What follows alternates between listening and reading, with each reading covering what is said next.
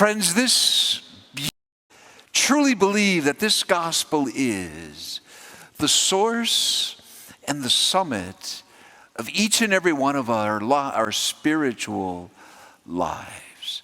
I think it's the key that unlocks all of the spiritual questions that you may have in your heart. The doors were locked, which represents their greatest fear. Friends, the doors were locked, represents their greatest fear. As you sit here tonight, honest spiritual question: what is your greatest fear? What is the fear deep down into your heart and your soul, maybe only you know? Is it the fear of dying? Is it the fear of losing someone you love? Is it the fear of losing a dream and maybe your job and all kinds of things? Is it fear of AI or other things that are happening around the world? Maybe it's fear of something deep within your soul and in your heart that maybe only you know. And when we name these fears, and they're real, whether globally or personally, and these fears can really feel like we are locked in this upper room. And all of us react differently. But where is Jesus is the question. When we're in the grip of this locked fear in our own life, the question is, where is Jesus? And in our beautiful gospel reading, he's right in the midst. They locked the doors because they just saw what they did to Jesus. And they were coming after them. And they were fear, and they locked the doors. And Jesus, right in the middle, what does he say? Shalom, peace be with you. Can you imagine the feeling that they had when they experienced and heard these words? Quick little short story. When just a rookie policeman in my first few days was in the middle of the Rodney King riots. The city was burning and people were being shot, and it was real. And I was so afraid. And as you smell the smoke and you see all the things happening and it's all total chaos, my dad always told me, put in your right pocket the rosary. And so I put my hand in my pocket and I just felt the crucifix. As God is my witness, there was this overwhelming feeling of peace be with you. And friends, it's real. And Jesus wants to be right in the middle of our own fears. It unlocks so much of the things that we try to keep to ourselves. And what does he do? He shows them his wounds. He shows them the scars that happened just a few days ago that they saw. The brutality of what he endured. And he said to them, see these wounds, feel them for yourself. Friends, every single one of us in life, because we live life, we all have scars. We all have wounds in life. Maybe of our own making. Maybe something that happened to us.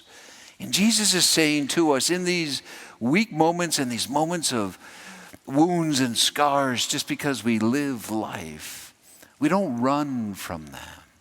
And Jesus says to the apostles and to us, his wounds and ours come together. Those wounds are a way in which we can intimately be with Christ. Even though they are real and we don't want them to happen, there's a transformation that takes place when we really honestly believe that Jesus is in the midst of all of our lives. And he says the words to us, peace be with you. What we see on the cross and what we experienced just last Friday, on Good Friday, it was real. And they witnessed it. And then Thomas wasn't there.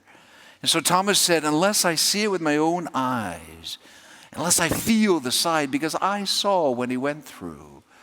I saw that he was stripped, he was innocent, humiliated, separated from his mom. People left him, betrayed him, here to hang on a tree all by himself. I saw that. And I don't want to have anything to do with that unless I can actually see the real wounds. So Jesus appears again, as we just heard.